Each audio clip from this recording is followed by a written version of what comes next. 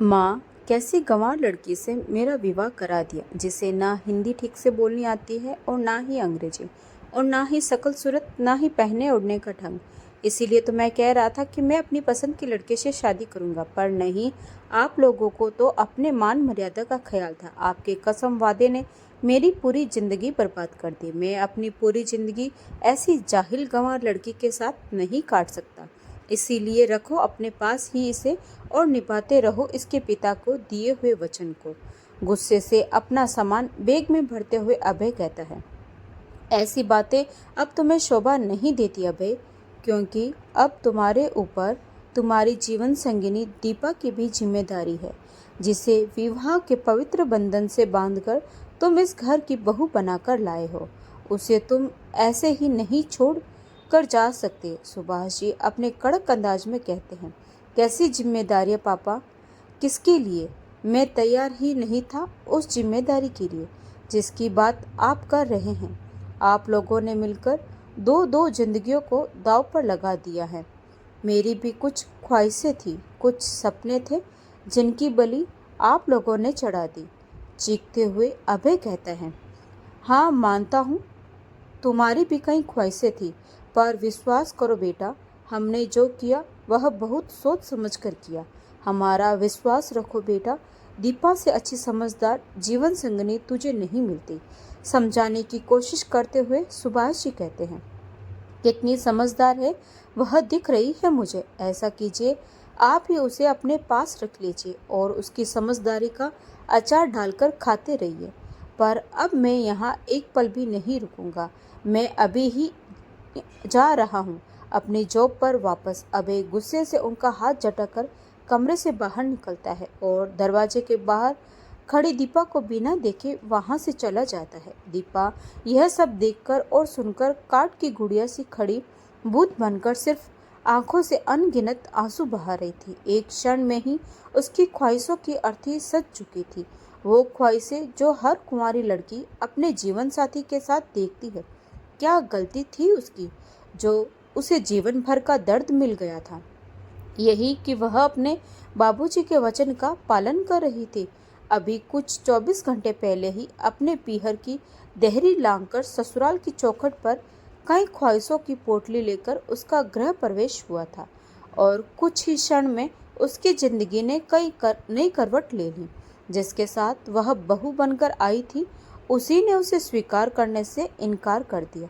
पता नहीं यह कैसे वचन की बेड़ियां बांध गए दीपा के पिता ने, जिसके अंजाम के बारे में शायद ही किसी ने सोचा हो। एक ऐसा वचन जो कई जिंदगियों को बर्बाद कर गया। दीपा दरवाजे के बाहर जिंदगी के कटु सत्य से रूबरू हो रही थी, और तभी बेटे के पीछे भागते हुए सुनीता जी आती है और दीपा को देखकर उनके पैर कुछ पल के लिए थम जाते हैं, पर फिर बेटे के मुख की ओर व्याकुल माँ की पुकार निकलती है, अभय रुक जा बेटा, बेटा अभय, कहते हुए वह भागती है। जब तक सुनीता जी जाती है तब तक अभय अपनी गाड़ी लेकर जा चुका होता है। अब तो सुनीता जी के ऊपर मानो पहाड़ टूट पड़ा।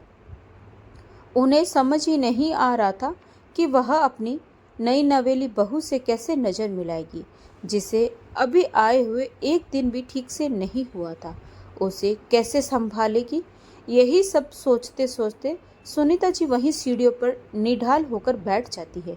एक तरफ बेटे का ऐसा नजारा नाराज होकर निकल जाना, और दूसरी तरफ नई नवेली बहू के जीवन की चिंता। पता नहीं यह कैसी परीक्षा की घड़ी थी जो उन्हें दो राहों पर लाकर खड़ा कर गई थी। दिमाग में यह दुविधा चल ही रही थी कि तभी हाथ में पानी का गिलास लिए दीपा सुनीता जी के पास आकर बैठ जाती है और कहती है, माँ लीजिए, पानी पी लीजिए और चिंता मत कीजिए, समय के साथ सब ठीक हो जाएगा। वक्त दर्द देता है तो मरहम भी देता है। मैं जानती हूँ इन सब का जिम्मेदार मैं ही हूँ। आज मुझसे यूं शादी नहीं होती तो आप लोगों को छोड़कर ये ऐसे नहीं जाते। मैं ही बदकिस्मत हूँ जो बचपन में मेरे जन्म होते ही मेरी माँ छोड़कर चली गई। जवानी के दहलीज पर आई तो पिताजी छोड़कर चले गए, और अब शादी हुई तो पति मुंह मोड़कर चले गए। कहते कहते दीपा भावुक हो जाती है। ना बेटा, इसमें तुम्हारी कोई गलती नहीं है। यह तो ऊपर वाले का खेल है और हमने तुम्हें इस घर की बहू बनाकर कोई गलती नहीं की। सुनीता जी यह कह ही रही थी कि तभी सुभाष जी आ जाते हैं और दीपा के सर पर हाथ रखकर कहते हैं, दीपा बेटा, अपना दिल छोटा मत करो। जो हुआ उसमें तुम्हारी कोई गलती नहीं है। तुमने तो वही किया जो एक बेटी को करना चाहिए और वचन से तुम ही नहीं बंधी थी बल्कि हम भी बंधे थे बेटा। मैंने ही तो तुम्हारे पिता की अंतिम घड़ी में वचन दिया था कि मैं तुम्हारा ख्याल अपनी अंतिम सांस तक निभाऊंगा, तो मैं अपने घर की बहू बनाऊंगा। इन सब में ना तुम्हारी गलती थी और ना ही अभय की, सब हमारी गलती है। हमने ही बिना बच्चों की राय जाने अपनी दोस्ती की खातिर तुम दोनों को ऐसे वचन में बांध दिया। पर मैं वादा करता हूँ कि मैं अभय और तुम्हारे रिश्ते को एक सूत्र में बांधकर ही रहूँगा। बस बेटा, तुम मुझ पर भरोसा रखना।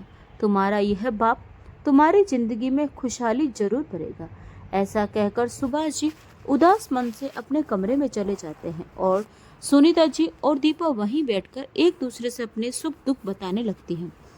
खैर, देखते देखते दीपा सुभाष जी और सुनीता जी की भी लाडली बन गई थी। समय पंख लगाकर अपनी गति से चल रहा था और दीपा अपनी अधूरी जिंदगी को अपने सास ससुर के प्यार की छांव में बिता रही थी। पर इन 4 महीनों में न अभय आया न ही उसका कोई संदेशा। पर एक दिन अचानक अभय के नाम की फोन की घंटी बजती है। सुनीता जी खुशी से फोन रिसीव करती है और खुश होते हुए कहती है, अभय बेटा, कैसा है तुम? जी, मैं अभय नहीं बल्कि डे केयर अस्पताल से बोल रहा हूँ। वह आपके बेटे का एक्सीडेंट हो गया है और अभी वह आईसीयू में भर्ती है, तो आप जल्दी से जल्दी आ जाइए। एक्सीडेंट की खबर सुनकर सुनीता जी के पैर लड़खड़ाने लगते हैं और वह रोते हुए जमीन पर बेसुध गिर जाती है। उनकी यह अवस्था देखकर दीपा भागकर सुनीता जी के पास आती है और उन्हें संभालते हुए पूछती है, माँ, माँ, क्या हुआ माँ? आंखें खोली, क्या हुआ माँ? कहते हुए सुभाष जी को आवाज लगाती है, बाबूजी, बाबूजी जल्दी आइए, देखो माँ को क्या हुआ है।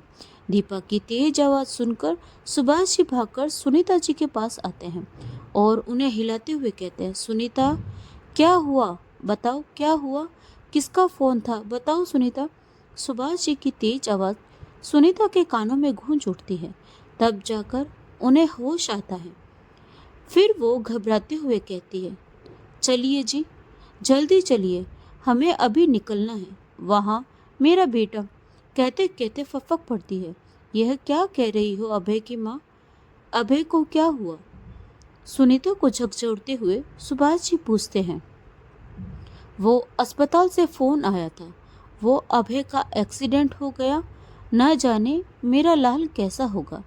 बेटा, सुनीता जी अपनी धुन में बोले जा रही थी और आंखों से निर्झर आंसू की धारा निकलती जा रही थी। उसे देखकर सुभाष जी सुनीता जी को सीने से लगाते हुए कहते हैं, कुछ नहीं होगा हमारे बेटे को, तुम भरोसा रखो भगवान पर और जल्दी से कुछ कपड़े और पैसे बांध लो, तब तक मैं गाड़ी का इंतजाम करके आता हूँ।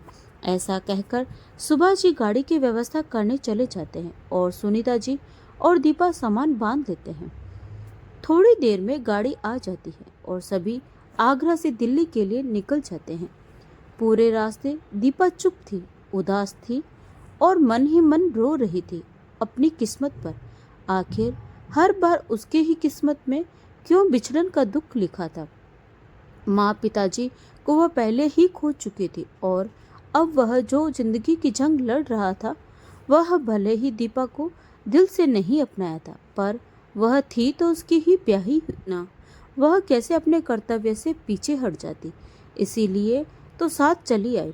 सुनीता जी के मना करने के बावजूद भी आज उसे सच में भगवान से शिकायत थी। वो आज तक अपनी तकदीर को स्वीकारती रही, पर आज उसका सब्र जवाब दे रहा था, क्योंकि उसे लग रहा था कि उसके कर्मों की सजा अभय भुगत रहा है। वह जब से अभय की जिंदगी में आई थी, तब से सब बुरा ही हो रहा था। सुनीता जी का हंसता खेलता प्यारा परिवार उसकी वजह से बिखर गया। सुभाष जी का इकलौता बेटा उनसे मुंह मोड़कर चला गया और इन सब की वजह सिर्फ वो और वो थी। दीपा अपने आप से द्वंद्व कर रही थी कि तभी गाड़ी के हॉर्न की आवाज़ के साथ गाड़ी रुक जाती है। देखा तो सामने अस्पताल था। सुनीता जी और सुभाष जी बिना पल भर की देरी किए अस्पताल के अंदर दाखिल होते हैं और रिसेप्शन में अभय के बारे में पूछताछ करते हैं। अभय का नाम सुनकर ही वहीं बैठा अमन, अभय का दोस्त, आता है और कहता है, अंकल जी, मैं अभय का दोस्त अमन, आप चलिए मेरे साथ। फिर सभी अमन के पीछे पीछे आईसीयू तक जाते हैं और फिर सभी बाहर खड़े होकर डॉक्टर का इंतजार करने लगते हैं। सभी बेचैनी से आईसीयू पर निगाहें टिकाए खड़े थे। इसी बीच सुभाष जी अमन से एक्सीडेंट की जानकारी लेते हुए पूछते हैं, यह सब कैसे हुआ बेटा? अंकल जी, मुझे भी कुछ ठीक से पता नहीं, बस इतना पता है कि कल रात अभय काफ़ी निराश था, उसका जॉब छूट गया था और वह, ऐसा कहकर अमन सुनीता जी और दीपा को देखकर शांत हो जाता है। और वो क्या अमन बेटा, मुझे साफ साफ बताओ, भगवान के लिए कुछ मत छुपाओ मुझसे, हाथ जोड़ते हुए सुभाष जी अमन से कहते हैं। प्लीज़ अंकल जी, ऐसा मत कीजिए, आप मेरे पिता समान हैं, ऐसे मत जोड़िए हाथ। फिर अमन थोड़ी दूर सुभाष जी को ले जाता है और उन्हें टीना और अभय के रिश्ते के बारे में बताता है। टीना और अभय एक ही कंपनी में काम करते थे। टीना उसकी सीनियर थी। काम के दौरान दोनों के बीच नज़दीकियाँ बढ़ने लगी थी और देखते ही देखते दोनों एक दूसरे को पसंद करने लगे थे। दोनों शादी करना चाहते थे, पर आपके अचानक बुलाने पर अभय घर गया और उसकी शादी दीपा के साथ हो जाती है। आपके कस्में और वादे के चक्कर में बेचारा अभय फंस गया और इसका असर उसके काम पर और उसकी ज़िंदगी पर पड़ा। शादी के बाद वह टीना से दूरी बढ़ाने लगा। यह बात टीना को हज़म नहीं हो रही थी और इसीलिए अक्सर टीना उसे झगड़ा करती थी। इस झगड़े की वजह से उसका मन काम में भी नहीं लगता था और अपनी दोहरी जिंदगी से छुटकारा पाने के लिए परसों शाम टीना को अपनी शादी का सच बताया। उसके बाद दोनों के बीच काफ़ी कहा सुनी हुई और टीना ने वो से कहकर अभय को काम से निकलवा दिया। अभय यह सब बर्दाश्त नहीं कर पाया और कल रात 2 बजे शराब के नशे में गाड़ी लेकर कहीं निकल गया। उसके बाद मुझे कुछ नहीं पता अंकल जी, बस मुझे सुबह 4 बजे अस्पताल से फ़ोन आया तो मैं भागकर यहाँ आया और तब से डॉक्टर का बाहर निकलने का इंतज़ार कर रहा हूँ। नर्स बोल रही थी काफ़ी गंभीर चोटें आई है, इसीलिए पिछले 4 घंटे से उसका इलाज चल रहा है। अमन के मुंह से सच जानकर सुभाष जी झड़वत से हो जाते हैं और वहीं कुर्सी पर बैठ जाते हैं और अपना सिर पटकने लगते हैं और कहते हैं, यह क्या कर दिया मैंने? इतना बड़ा अपराध मैं कैसे कर गया? हे भगवान, मैंने 3 जिंदगियों को दांव पर लगा दिया। आज मेरी वजह से मेरा बच्चा जिंदगी और मौत की जंग लड़ रहा है। कहते कहते सुभाष जी बिलक बिलक कर रोने लगते हैं, पर अमन अपने कंधे का सहारा देकर उन्हें चुप कराता है और कहता है, अंकल जी, यह सब ऊपर वाले का दिया है। वह जैसा चाहते हैं हम वैसा ही करते हैं। हमारे हाथ में कुछ भी नहीं होता है, सब कुछ ऊपर वाले के हाथ में होता है। सब कर्म का लिखा होता है, जो कर्म में होता है वही आगे मिलता है। इसीलिए अंकल जी ज़्यादा मत सोचिए, जो होगा सब ठीक होगा। बस भगवान से प्रार्थना कीजिए कि अपना अभय ठीक हो। अमन की बातों से सुभाष जी को थोड़ी राहत मिलती, इसीलिए वह अपने आंसू पोंछकर वापस सुनीता जी के पास आ जाते हैं और डॉक्टर का इंतजार करने लगते हैं। करीब आधे घंटे के बाद आईसीयू की लाइट बंद हो जाती है। डॉक्टर खन्ना बाहर आते हैं। डॉक्टर के आते ही सुभाष जी और सुनीता जी उनके पास आते हैं। फिर डॉक्टर कहते हैं, देखिए, मैंने तो अपनी तरफ से पूरी कोशिश की है, अब भगवान की मर्जी। अभी पेशेंट के लिए 72 घंटे बहुत क्रिटिकल है, इसीलिए ऊपर वाले से दुआ कीजिए। एक्सीडेंट इतना भयानक था कि कुछ भी कहना अभी उचित नहीं होगा। ऐसा कहकर डॉक्टर खन्ना सुभाष जी के कंधे पर हाथ रखकर चले जाते हैं। 72 घंटे सुनकर सुनीता जी की आंखों से आंसू रुकने का नाम ही नहीं ले रहे थे और दीपा अंदर ही अंदर घुट रही थी। इन दोनों को देखकर सुभाष जी और भी बेचैन हो जाते हैं। ये 72 घंटे काटना सभी के लिए काफ़ी कठिन था। ना कोई ठीक से खा रहा था, ना ही आराम। सुनीता जी और दीपा वहीं अस्पताल के मंदिर में बैठकर भगवान के सामने अपनी अर्जी लगा रही थी। खैर, किसी तरह 72 घंटे बीते और उन दोनों की तपस्या का फल मिला। रात के 10 बजे अभय को होश आता है। सुभाष जी और सुनीता जी भागकर अभय से मिलने आईसीयू में जाते हैं और उन दोनों के पीछे पीछे दीपा भी अपने गंभीर कदमों से दाखिल होती है। माँ और पापा को देखकर अभय की आंखें बरबस बरस जाती है, पर जैसे ही उसकी नज़र माँ के पीछे खड़ी दीपा पर पड़ती है, उसकी नाराजगी और नफरत भरी निगाहें उसे कटघरे में खड़ा कर देती है। दीपा भावना और संवेदनाओं को पढ़ना अच्छी तरह से जानती थी, क्योंकि किस्मत ने उसे यही तो आज तक दिया था। इसीलिए वह आईसीयू से बाहर निकल जाती है और भगवान के सामने जाकर फूट फूट कर रोने लगती है। फिर आते जाते लोगों को देखकर खुद को संभालती है और अपनी किस्मत की इस लड़ाई को लड़ने के लिए अपनी कमर कस लेती है। उसे पता था कि अभय उसे अपने आसपास भी भटकने नहीं देगा, चाहे हालत कुछ भी हो। पर दीपा भी दृढ़ निश्चय से भरी हुई थी। वह भी अपने कर्म से पीछे हटने वालों में से नहीं थी और अपने पत्नी धर्म निभाने में कोई कसर छोड़ना नहीं चाहती थी। इसीलिए अपने आंसू पोंछती है और आईसीयू में जाती है। फिर थोड़ी देर बाद नर्स के कहने पर बाहर आ जाती है, क्योंकि अभय की हालत ऐसी नहीं थी कि उसे सबके बीच रखा जाए। वह अभी भी अपने दर्द और अपने जख्म से गुजर रहा था। वह पूरी तरह से घायल था और फिलहाल सिर्फ उसे होश आया था, ठीक नहीं हुआ था। खैर, सुनीता जी और सुभाष जी को तो बस इस बात की खुशी थी कि उनका बेटा उनकी आंखों के सामने था। हाँ, तकलीफ़ों से जूझ रहा था, पर सही सलामत था। इसी बात के लिए दोनों पति पत्नी भगवान को धन्यवाद दे रहे थे। तभी नर्स आकर कहती है, सुभाष जी, आप सभी को डॉक्टर खन्ना अपने कैबिन में बुला रहे हैं। नर्स की बात सुनकर तुरंत सुभाष जी और सुनीता जी दीपा डॉक्टर खन्ना के कैबिन में जाते हैं, जहां डॉक्टर खन्ना बैठे हुए थे और अभय की रिपोर्ट चेक कर रहे थे। जी आइए बैठिए, कहते हुए डॉक्टर खन्ना अपनी बात आगे बढ़ाते हैं। देखिए, मैं आप लोगों को कोई भ्रम में नहीं रखना चाहता, इसीलिए यहाँ बुलाया है। फिर डॉक्टर खन्ना अभय का एमआरआई और एक्सरे रिपोर्ट दिखाते हुए कहते हैं, एक्सीडेंट इतना भयानक था कि पीठ की रीढ़ की हड्डी डैमेज हो गई है। शायद वह फिर कभी खड़ा न हो पाए। सिर में भी काफ़ी चोट आई है, पर अभी खतरे से बाहर है। एक हाथ और एक पैर में फ्रैक्चर हुआ है, तो उसे भी ठीक होने में अभी समय लगेगा। उसके कुछ ऑपरेशन भी किए गए हैं रीढ़ की हड्डी ठीक होने के लिए, पर पूरी तरह से कामयाब हुए या नहीं, ये कुछ दिनों के बाद ही पता चलेगा, जब वह उठ के बैठ पाएगा। ऐसे केस में कई बार ऐसा देखा गया है कि पेशेंट या तो आजीवन बेड पर ही रह जाता है, या फिर ऊपर वाले की कृपा हो तो वह अपनी सामान्य जिंदगी में लौट आता है।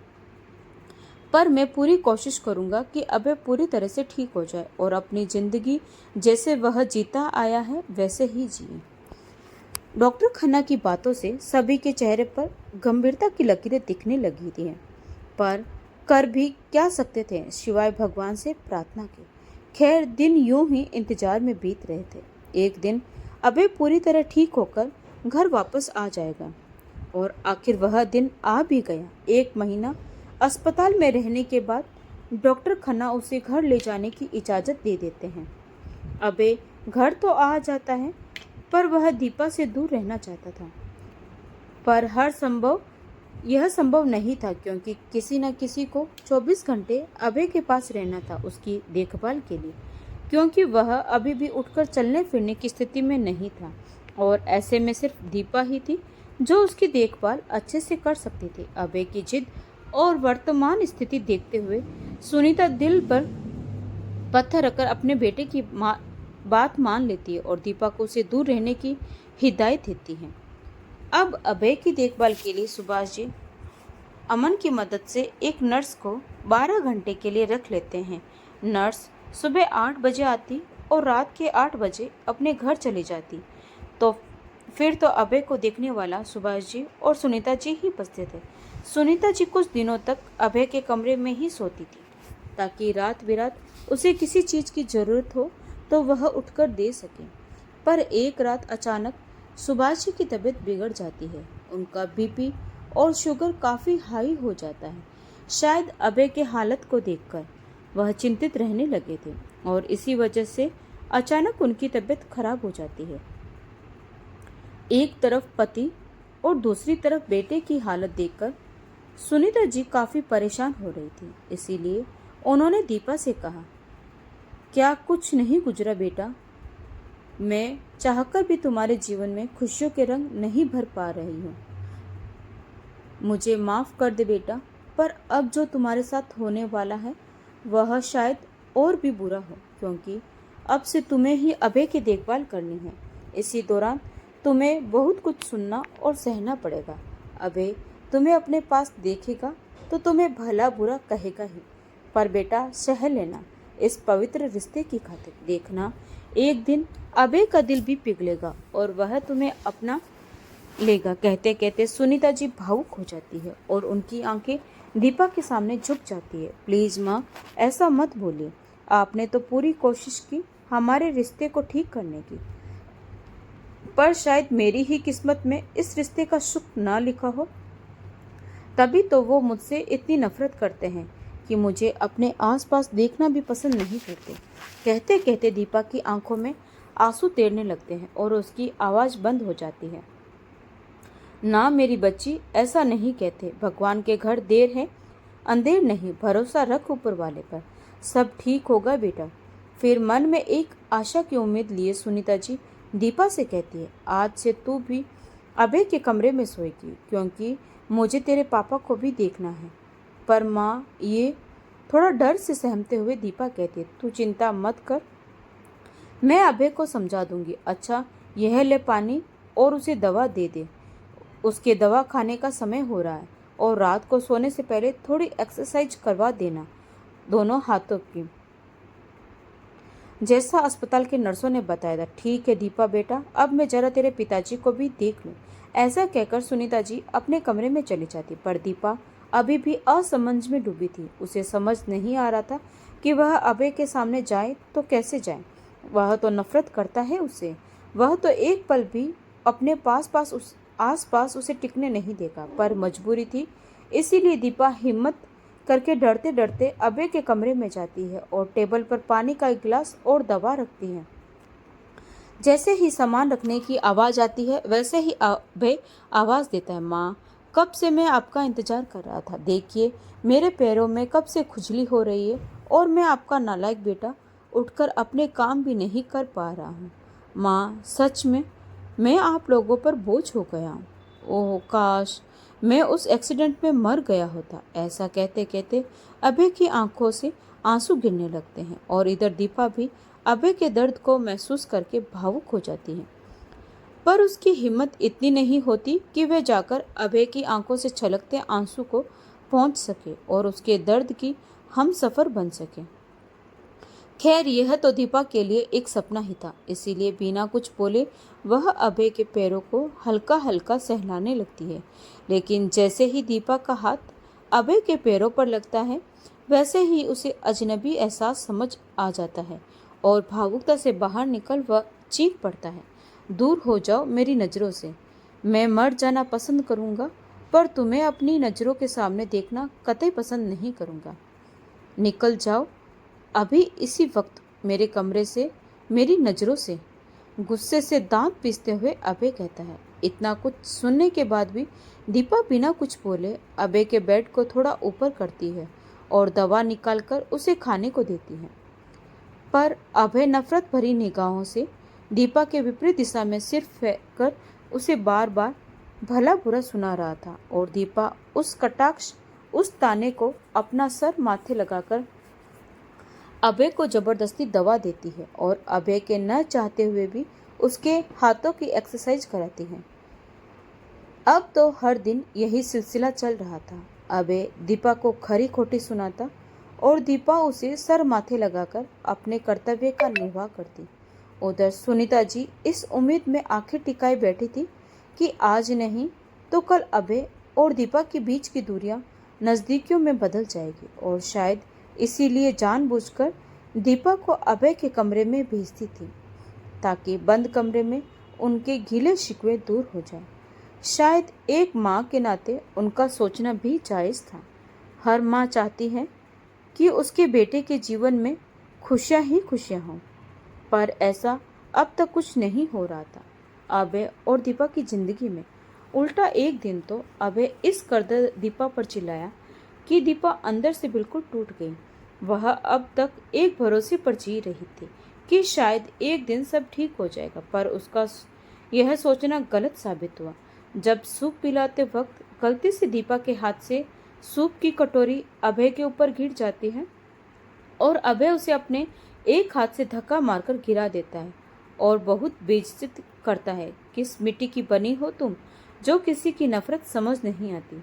तुम्हारे बदले कोई और लड़की रहती तो अब तक इस घर को छोड़कर जा चुकी होती, पर तुम्हारी जैसी बेशर्म लड़की मैंने आज तक नहीं देखी जिससे अपमानित होने में मजा आता है। अनपढ़ गंवार औरत।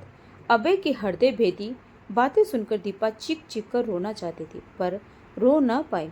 शायद वह अब तक काठ की बुढ़िया बन चुकी थी जिसे कुछ नहीं दिखता सिवाय अपने कर्तव्य और अपने सास ससुर के एहसानों के अलावा। वह 6 महीने में इतना तो जान ही गई थी कि वो इस घर में अब तक टिकी है क्योंकि उसके सास ससुर ने उससे सिर आंखों पर रखा है। इसीलिए अक्सर अंदर ही अंदर घुटती रहती, रात के अंधेरे में, अपनी तन्हाइयों में, अपने अकेलेपन में जी भर रोती और मन ही मन कहती, एक बार अभय जी की तबीयत ठीक हो जाए, उसके बाद मैं हमेशा हमेशा के लिए इस वचन की बेड़ी को तोड़कर इस घर से और अभय की जिंदगी से दूर हो जाऊंगी। बस फर्ज ने उसके पैर जकड़े हुए थे। पति की कड़वाहट ने दीपा को कुछ इस कदर तोड़ दिया था कि वह अक्सर उदास रहने लगी थी। इधर उसके चेहरे की उदासी बढ़ती गई और उधर अभय ठीक होने लगा। वह अब उठकर बैठने लगा। दीपा का निस्वार्थ सेवा भाव उसकी तकलीफों को कम करता गया। वक्त गुजरता गया और कड़वाहट कम होती गई। अब अभय दीपा की तरफ देखने भी लगा था। हाँ, किसी किसी कारणवश तो उस पर चिल्लाता भी था, पर दीपा के मुंह से आज तक एक शब्द भी नहीं निकला। देखते देखते कब 2 महीने निकल गए पता भी नहीं चला। अब तक अभय के काफी जख्म भर चुके थे, पर दीपा के जख्म आज भी हरे थे, जिन पर मरहम लगाने वाला कोई नहीं था। हाँ, सुनीता जी उसके साथ थी, पर वो एक सास के साथ साथ एक माँ भी थी, जिसे अपने बेटे से ज़्यादा हमदर्दी थी। और जब से अभय का एक्सीडेंट हुआ था, तब से वह अपने बेटे को लेकर चिंतित रहती थी। वह अपने बेटे को किसी भी कीमत पर खोना नहीं चाहती थी और इसी कमी को दीपा ने सुनीता जी की आंखों में पढ़ लिया था। इसीलिए वह एक दिन सुबह सुबह सबके उठने से पहले घर छोड़कर निकल जाती है, एक ऐसे सफ़र पर जहां उसके साथ उसकी परछाई के अलावा और कोई नहीं था। दीपा के भजन के साथ सब लोगों की आंखें खुलती थी, पर आज ऐसा कुछ नहीं हो रहा था। इसीलिए चिंतित होकर सुनीता जी दीपा को देखने उसके कमरे में जाती है। जहां दीपा नहीं दिखती, वह भागकर उसके कमरे में जाती है। वहां भी दीपा नहीं थी, रसोई में भी नहीं थी। पूरे घर में ढूंढने के बाद परेशान सुनीता जी सुभाष जी के पास आती है और उन्हें कहती है कि दीपा नहीं है, पता नहीं कहाँ चली गई, कुछ बताया भी नहीं। ऐसे तो वह कहीं जाती नहीं, फिर आज कहाँ चली गई। कहते कहते सुनीता जी रोने लगती हैं। वो यहीं कमरे में या बाथरूम में होगी सुनीता, तुमने ठीक से नहीं देखा होगा। अच्छा रुको, मैं ही देखकर आता हूँ। ऐसे भी इस अनजान दिल्ली शहर में कहाँ जाएगी। ऐसे कहते हुए सुभाष जी दीपा बेटा कहते हुए उसके कमरे में जाते हैं। तभी उसकी नज़र टेबल पर पड़े पेपर पर पड़ती है, जिसमें लिखा था, पापा जी और माँ प्रणाम। माँ, मैंने अपने फ़र्ज अच्छे से निभाया और अपने दायित्व को पूरा किया। अब मैं थक गई हूँ इस बेमतलब के रिश्ते के बोझ से, इसीलिए मैं इस घर को छोड़कर जा रही हूँ। आप लोगों ने जो रिश्ते बांधे थे वह कभी मेरे थे ही नहीं, इसलिए इस वचन की बेड़ियों को तोड़ देना ही अच्छा है। मुझे माफ़ कर दीजिए माँ जी, उसके बाद लिखा था, मुझे ढूंढने की कोशिश मत कीजिएगा, आपकी दीपा। सुभाष जी खत पढ़ते ही सुनीता जी की तरफ भागते हैं और सुनीता जी को खत देते हुए कहते हैं, सुनीता जी, दीपा हमेशा हमेशा के लिए हमें छोड़कर इस रिश्ते को तोड़कर जा चुकी है। हमने अपनी बेटी को खो दिया सुनीता जी। ऐसा कहकर सुभाष जी अपने किए को कोसने लगते हैं। क्या से क्या हो गया इन 6 महीनों में। सुनीता जी, जिसने यह कभी सपने में भी नहीं सोचा था, अब कहाँ ढूंढे उसे। चिंतित होकर माथे पर हाथ रखकर सुभाष जी बैठ जाते हैं। अभय के पापा, चिंता मत कीजिए, सब ठीक होगा। मेरा दिल कहता है दीपा जहाँ होगी ठीक होगी और एक दिन जरूर वापस आएगी हमारी जिंदगी में खुशियाँ बनकर। देख लीजिएगा, तब तक आप पुलिस स्टेशन में गुमशुदगी की रिपोर्ट लिखा आइए। ठीक है कहकर सुभाष जी पुलिस स्टेशन चले जाते हैं और सुनीता जी अभय का सुबह का नाश्ता और दवा देकर जाती है। फिर खिड़की का पर्दा हटाते हुए कहती है, उठ बेटा अभय, जल्दी से ब्रश कर ले और नाश्ता कर ले। जी माँ कहकर अभय आहिस्ता से उठकर बैठता है और सुनीता जी के सहारे बेड से उठकर बाथरूम की तरफ जाते हुए कहता है, माँ आज सुबह सुबह आप। वह आपकी कहते हुए शांत हो जाता है, पर सुनीता जी समझ जाती है कि अभय दीपा की बात कर रहा है, इसीलिए उसे कुर्सी पर बैठाते हुए कहती है, वह अब कभी नहीं आएगी तेरे कमरे में बेटा, क्योंकि वह हमेशा हमेशा के लिए इस घर को छोड़कर जा चुकी है। वह रुकती भी किसके लिए। ऐसा कहकर अपने होठों पर चुप्पी साध लेती है। सुनीता जी की बातों से खुश होना चाह रहा था अभय, पर वह खुश नहीं हो पाया। शायद एक कमी सी खल रही थी। आज पहली बार उसे दीपक के लिए कुछ महसूस हुआ था, पर अपने दिल की ना सुनकर वह सुनीता जी से कहता है, अच्छा हुआ चली गई, आखिरकार आप सभी को उससे छुटकारा मिल ही गया। खैर छोड़िए माँ, जल्दी से मुझे नाश्ता दीजिए और दवा। ठीक है कहकर सुनीता जी अभय को नाश्ता और दवा देकर चली जाती हैं। पर अभय कहीं ना कहीं बेचैन था। उसे इंतजार था दीपा की एक झलक का। वह इस बात को बर्दाश्त नहीं कर पा रहा था कि दीपा उसे छोड़कर जा चुकी है। उसे हर वक्त बस दीपा के होने का एहसास हो रहा था। उसकी खुशबू उसकी सांसों में बस चुकी थी और शायद दीपा उसकी कमजोरी भी बन चुकी थी। ऐसा नहीं था कि एक दो तीन महीने में वह दीपा के लिए नहीं पिघलता था। जब वह नींद में सोई रहती तो उसे घंटों निहारता, उसकी उदासी को भी भांप लेता, पर कभी जता नहीं पाया। शायद उसका पुरुषत्व, उसका अहंकार उसे उसके सामने झुकने ना देता। वह जितनी नफरत करता था उससे ज्यादा मोहब्बत करने लगा था। उसके समर्पण और त्याग को देखकर अभय कई बार उसके सामने दिल हार जाता, पर आदत से मजबूर कड़वे शब्द परोस देता दीपा की थाली में। खैर अब तो बहुत देर हो चुकी थी। काश वक्त रहते उसे दीपा के होने का एहसास हो जाता। काश वह उसके बलिदान के लिए 2 मीठे बोल देता तो दीपा उसके पास होती। इधर सुभाष जी पुलिस स्टेशन न जाकर अमन के घर जाते हैं जहां दीपा थी, और यह बात सिर्फ सुभाष जी और अमन को पता थी। दरअसल जब दीपा घर छोड़कर जा रही थी तब सुभाष जी पानी पीने के लिए उठे थे। वह चाहते तो दीपा को रोक सकते थे, पर वे ऐसा नहीं किए क्योंकि वह चाहते थे कि दीपा को वह सम्मान और अधिकार मिले जिसकी वह हकदार थी। इसी कारण उन्होंने अमन को फोन करके दीपा के जाने की खबर दे दी ताकि दीपा उसके साथ कुछ दिनों के लिए रह सके और वे तब तक दीपा के लिए कुछ बेहतर व्यवस्था कर ले। वे नहीं चाहते थे कि दीपा और अपमानित हो और घुट घुट कर अपनी जिंदगी जिए, क्योंकि कई बार आते जाते अभय के कमरे से अभय के हृदय भेदी शब्द दीपा के लिए सुन चुके थे, जो उन्हें अंदर तक झकझोर देता था। वे कितनी ही बार रो देते थे उस बच्ची के लिए जो उनकी दोस्ती के वादे की बलि चढ़ गई थी। गलती तो उनकी भी नहीं थी, उन्होंने तो बस अपने मरते दोस्त को इस बात की तसल्ली देना चाहता था कि दीपा अकेली नहीं है, उनके साथ है। हम उसके रक्षक बनकर, पर वे आज गलत साबित हो गए। तीन तीन जिंदगियों को बर्बाद करके वे खुद की नज़रों में घिर चुके थे। इसीलिए उनके अंदर ना इतनी हिम्मत थी और ना हालात थे कि वे अभय को कुछ कह सके। वे बेटे के साथ भी अन्याय कर चुके थे, इसीलिए कुछ भी बोलने का हक खो चुके थे। पर जो गलती आज तक हो चुकी थी उसे सुधारने का एक यही मौका था उन्हें, क्योंकि उन्हें पता था कि कहीं ना कहीं अबे इस वचन की बेड़ियों से बंध चुका था। तभी तो टीना से दूरियां बनाने में कामयाब रहा। यह सब सोचते सोचते सुभाष जी अमन के घर पहुंच जाते हैं और दीपा से मिलकर कहते हैं, दीपा बेटा माफ़ कर दो, मैं हार गया तुम्हें तुम्हारे हक को दिलाने में। मैं कुछ भी नहीं कर पाया तुम्हारे लिए। बेटा ऐसा मत कहिए पापा जी, प्लीज़ मुझे आज़ाद कर दीजिए इन बेड़ियों से। मैं अब यहाँ नहीं रहना चाहती, क्योंकि अमन जी को कहकर रोक लिया मुझे। प्लीज़ पापा जी, मैं आपके सामने हाथ जोड़कर विनती करती हूँ, मैं नहीं आना चाहती आप सभी के बीच। कहते कहते बिलख पड़ती है।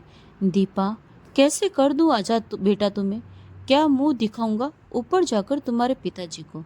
तुम मेरी जिम्मेदारी हो और जब तक तुम्हारे लिए कुछ अच्छा ना सोच लूँ तुम यहीं रहोगी अमन के पास। मैं तुम्हें आगे पढ़ाऊंगा और अपने पैरों पर खड़ा कराऊंगा, इसीलिए इस पिता पर भरोसा रखो। ऐसा कहकर सुभाष जी दीपा के सिर पर हाथ रखकर आशीर्वाद देते हुए चले जाते हैं।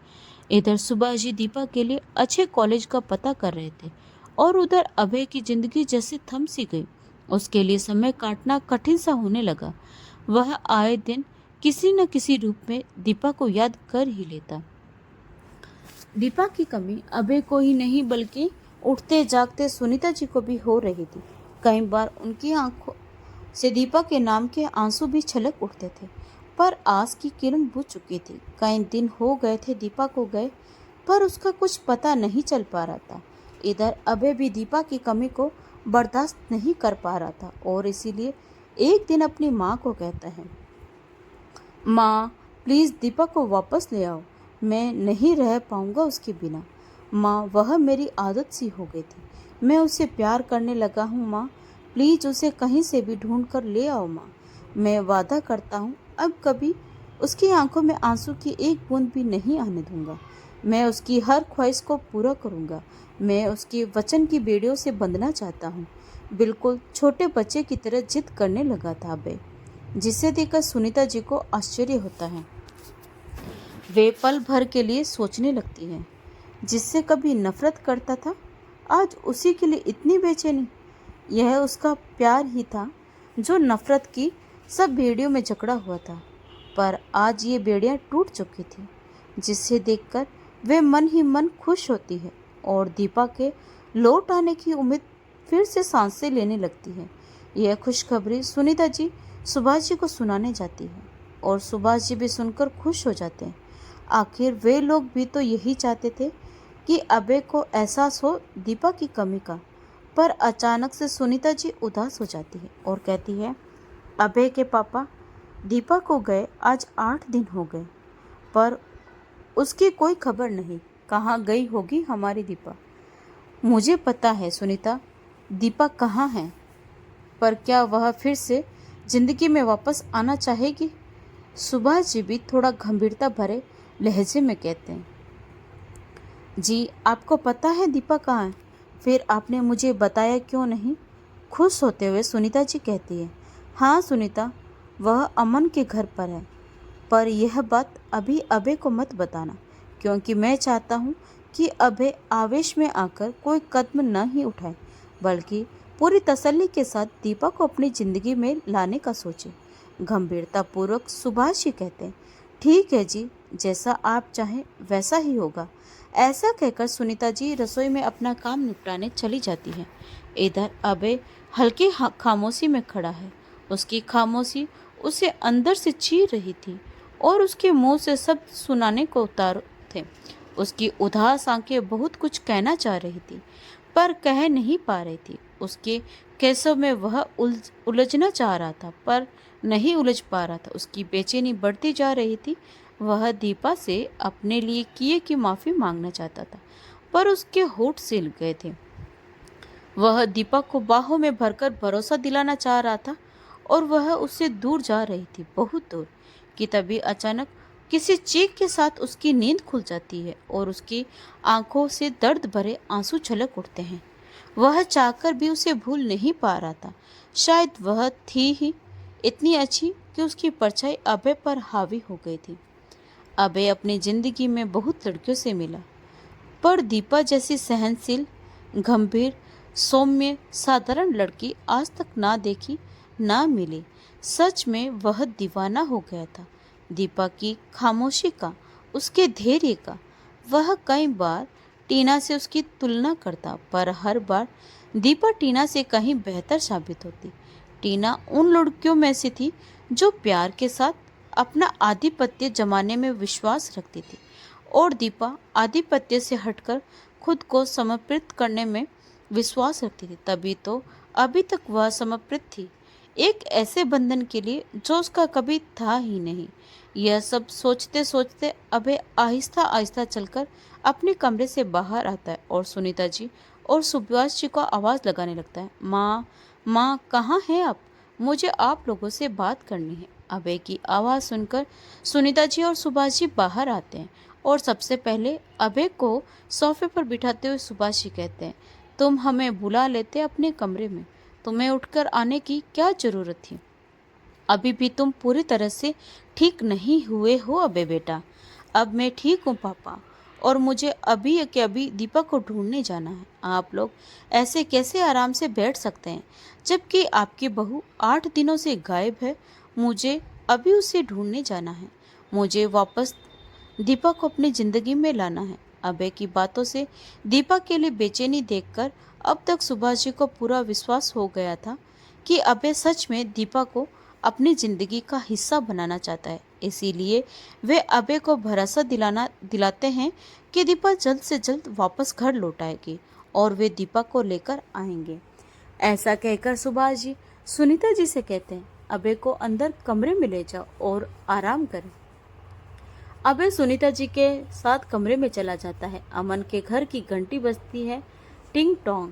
अमन आकर दरवाजा खोलता है और आवाज़ देता है, दीपा भाभी। आवाज़ सुनकर दीपा आती है।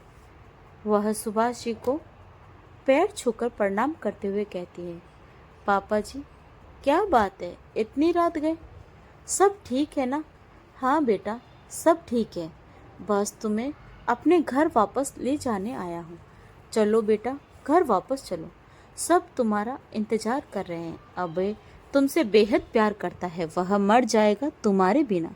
सुभाष जी याचिका करने वाले भाव से दीपा से आज विनती कर रहे थे, नहीं पापा जी, अब मैं वापस नहीं जाऊंगी। किस रिश्ते से जाऊं पापा जी? बेटी के रिश्ते से या बहू के रिश्ते से? मैं थक गई हूँ पापा जी इन रिश्तों के बोझ से। मैं और अपमानित नहीं होना चाहती। कहते कहते रो पड़ती है दीपा। मत रो बेटा, अब तो खुशी के दिन आने वाले हैं। मैंने अभय की आंखों में तुम्हारे लिए फिक्र देखी है, तुम्हारे लिए प्रेम देखा है, इसीलिए मेरे विश्वास करो बेटा, अब ऐसा कुछ नहीं होगा। लौट आओ बेटा, लौट आओ। कहते कहते भावुक हो जाते हैं सुभाष जी। सुभाष जी को भावुक देख दीपा पापा जी कहकर सुभाष जी से ऐसे लिपट कर रोने लगती है जैसे एक बेटी विदाई के समय अपने पिता से लिपट कर रोती है। आज देखा जाए तो सुभाष जी ने भी एक बेटी के बाप होने का फर्ज निभाया है। वह ससुर होते हुए भी बहू के जीवन को पूरी तरह सुरक्षित करके ही अपने घर ले जाना चाहते हैं, और वह सफल भी हुए। इधर दीपा अपने थोड़े से समय में सामान बांधती है और उधर सुभाष जी सुनीता जी को फोन करके कहते हैं, बहू के गृह प्रवेश की तैयारी करो। दीपा के आने की खबर सुनकर सुनीता जी खुशी से झूम उठती है और बेसब्री से अपनी बहू के आने का इंतजार करने लगती है। और जैसे ही सुभाष जी दीपा को लेकर आते हैं, सुनीता जी उसका फिर से गृह प्रवेश करवाती है, बिल्कुल नई नवेली दुल्हन की तरह। फिर दोनों सास बहू गले मिलकर इस कदर रोई जैसे कोई बेटी शादी के बाद पहली बार अपनी माँ से मिलती है। सच में बहुत भाग्य से मिलते हैं ऐसे सास ससुर। दीपा खुशकिस्मत थी जो माता पिता समान सास ससुर मिले थे। सुनीता जी से मिलकर दीपा भी काफ़ी खुश थी और अंदर ही अंदर एक बेचैनी थी, पिया मिलन की बेचैनी। उसे तो विश्वास ही नहीं हो रहा था कि सच में अभय जी भी उसे पसंद करने लगे हैं और बेसब्री से उसके लौटने का इंतजार कर रहे हैं। यही सब सोचकर दीपा के गाल सुर्ख लाल रंग हो रहे थे, आंखों में शर्म का पानी तैर रहा था, होठों पर मध्यम मुस्कान झलक रही थी। आज प्रेम से प्रेम का मिलन होने जा रहा था, पर अब तक तो अभय को पता ही नहीं था कि दीपा लौट चुकी है, क्योंकि वह तो दीपा की यादों में लिपट कर नींद के आगोश में था। खैर, सुनीता जी दीपा को पास के कमरे में जाकर आराम करने को बोलती है और सुनीता जी और सुभाष जी अपने कमरे में खुशी खुशी चले जाते हैं। दीपा धीमे कदमों से अभय के कमरे में जाती है और आहिस्ता से अभय के पास आकर बैठ जाती है।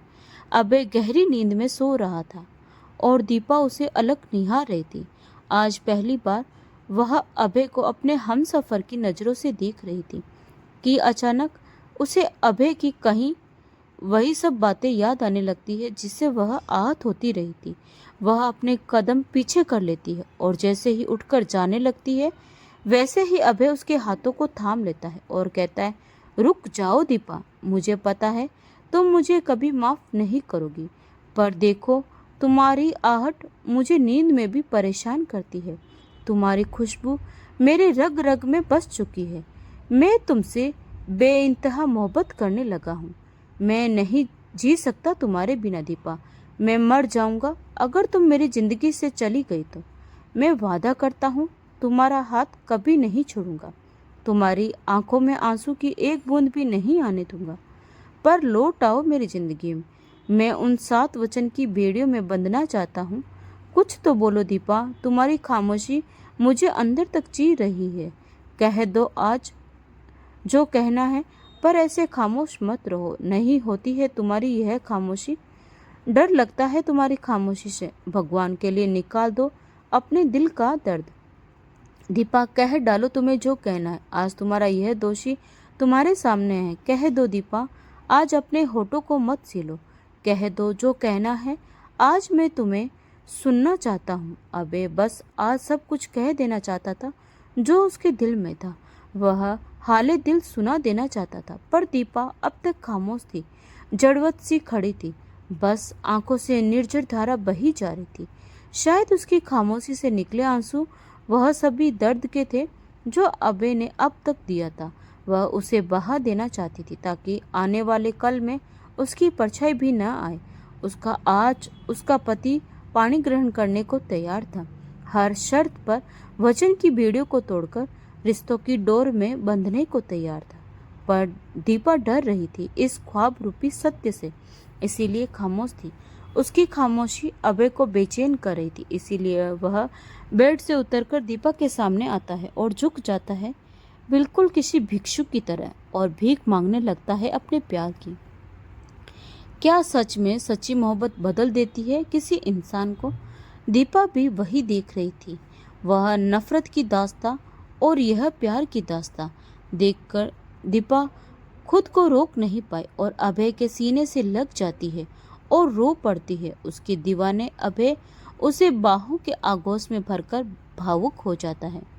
दोस्तों, आपको यह कहानी कैसी लगी कमेंट करके ज़रूर बताएं, और अगर कहानी अच्छी लगी हो तो प्लीज़ वीडियो को लाइक, शेयर और सब्सक्राइब ज़रूर करें। तो मिलते हैं एक नई कहानी के साथ। धन्यवाद।